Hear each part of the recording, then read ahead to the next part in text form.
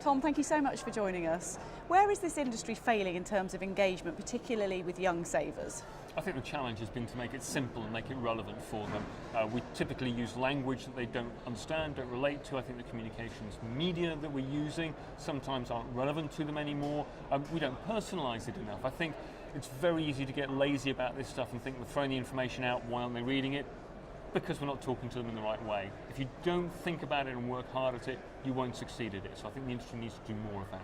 You've been particularly looking about what effect the pension freedoms have had and what impact that's having going forward. What would you say are your key findings in that area at the moment? Mostly the pension freedoms have worked well, but I think there's a certain amount of luck that's been involved in that so far, and there is a great deal more work that still needs to be done to help people engage better with their retirement savings, particularly as they move through from their 40s into their 50s, to help them plan and think about how they're going to use that money. So far so good, but we can't get complacent about this, and again, I think we've got more work to do there. If people are starting to access their pots differently and at different times, does that then have a knock-on effect to what government thinks about pension tax? And there's a lot of unfinished business there. I think the work George Osborne started in 2015-16, it needs to be revisited. The whole tax architecture of pensions, I think, is not fit for purpose.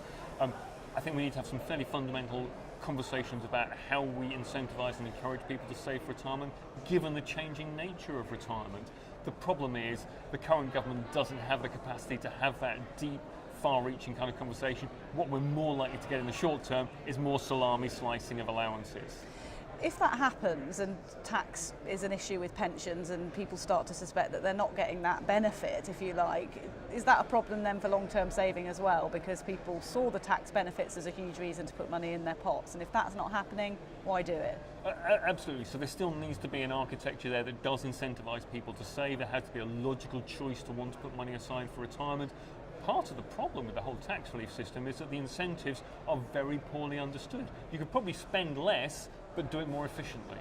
There's also an interesting argument at the moment about the disparity between young and old. So there's a perception that there are very wealthy pensioners going off on nice holidays, having a jolly nice time, while young people are really struggling to even get a foot on the housing market. So what effect are you seeing that have, and why is that crucial? Yeah, I think there is some truth in that, and there are a lot of baby boomers who've done pretty well out of the system.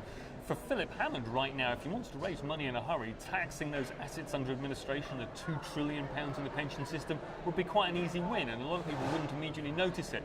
The danger is in the longer term, if you look below the baby boomers, there's an awful lot of cohorts coming through who have too little pension savings, not too much. So striking the right balance, not too hot, not too cold, maybe taking a little bit of money off those wealthy people now, but also preserving the long-term saving system for the future is a really tough challenge. With an autumn budget just around the corner, watch this space. Absolutely. Thanks so much for joining us. Great to talk to you. Thank you.